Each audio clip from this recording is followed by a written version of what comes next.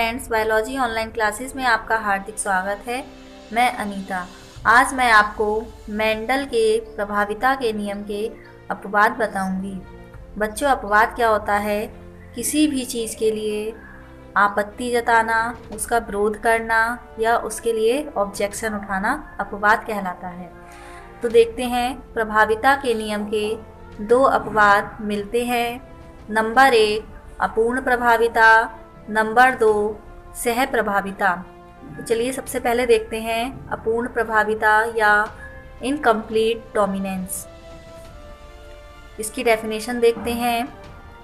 F1 संतति दोनों जनकों के समान नहीं होती है तथा उसमें दोनों के मध्य का मिश्रित लक्षण पाया जाता है। यही अपूर्ण प्रभाविता कहलाता है। चलिए इसको एक एग्जाम्पल से समझते हैं। सबसे पहले अपूर्ण प्रभाविता की खोज कोरेंस नामक वैज्ञानिक ने मिराबिलस जलापा या 4 o'clock प्लांट पर की। इनके अकॉर्डिंग जब एक लाल पुष्प व सफ़ेद पुष्प वाले पौधों में क्रॉस कराया गया तो F1 जनरेशन में सभी प्लांट्स पिंक कलर के प्राप्त हुए, लेकिन प्रभाविता के नियम के अनुसार इसमें हमें सारे प्लांट्स रेड कलर के प्राप्त होने चाहिए। लेकिन इसमें ऐसा नहीं हुआ क्योंकि इसका कारण लाल रंग की जीन सफ़ेद रंग की जीन पर अपूर्ण प्रभावी होती है, जिस कारण इसमें रेड फ्लावर ना होकर पिंक कलर के फ्लावर प्राप्त हुए। फिर इन्होंने F1 जनरेशन में स्वपरागण कराया, जिसमें हमें एक लाल, 2 गुलाबी तथा एक सफ़ेद पुष्प प्राप्त हुआ। इसका अगर हम फिनोटाइप अनुपात देखें तो 1:2:1 मिला, लेकिन प्रभाविता के फर्स्ट लॉ के अकॉर्डिंग इसका फिनोटाइप अनुपात 3:1 होना चाहिए तथा इसका जीनोटाइप अनुपात 1:2:1 मिला। इसका जीनोटाइप अनुपात फर्स्ट लॉ के अकॉर्डिंग सही था, लेकिन फिनोटाइप अनुपात फर्स्ट लॉ के अकॉर्डिंग चेंज आया। इसी कारण यह एक प्रभाविता के नियम का अपवाद बना। बच्चों, मैंने इसकी एक डेफिनेशन और लिखी है।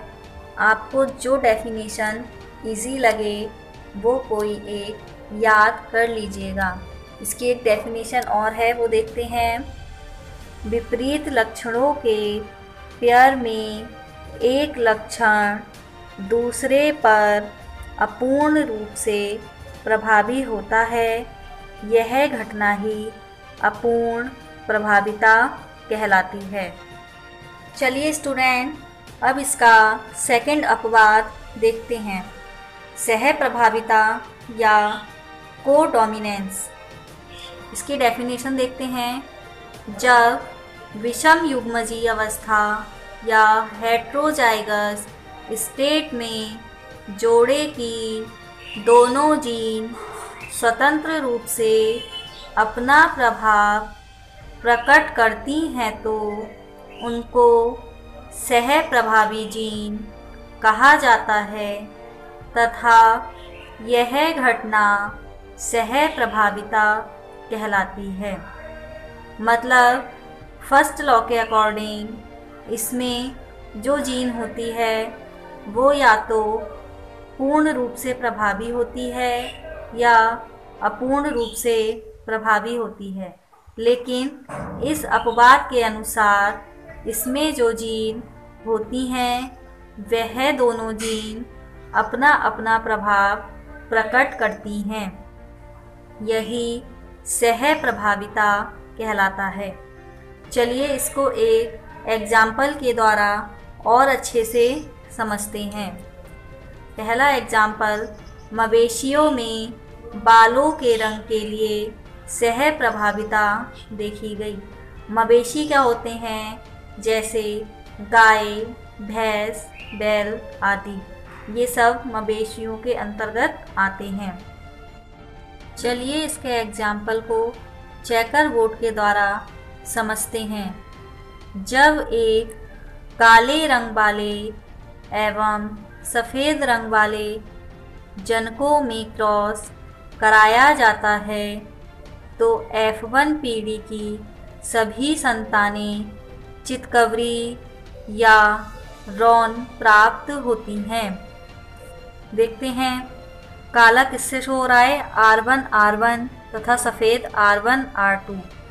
जब इन दोनों का क्रॉस कराया जाता है तो हमें R1 R2 R1 R2 R1 R2 और R1 R2 यानी कि सभी चितकबरी संतानें प्राप्त होती हैं। अर्थात दोनों जीन इसमें अपना अपना प्रभाव प्रकट कर रहे हैं। यही सह प्रभाविता कहलाता है। चलिए इसका एक एग्जाम्पल और देखते हैं। आपको जो इजी लगे आप कोई एक याद कर लीजिएगा।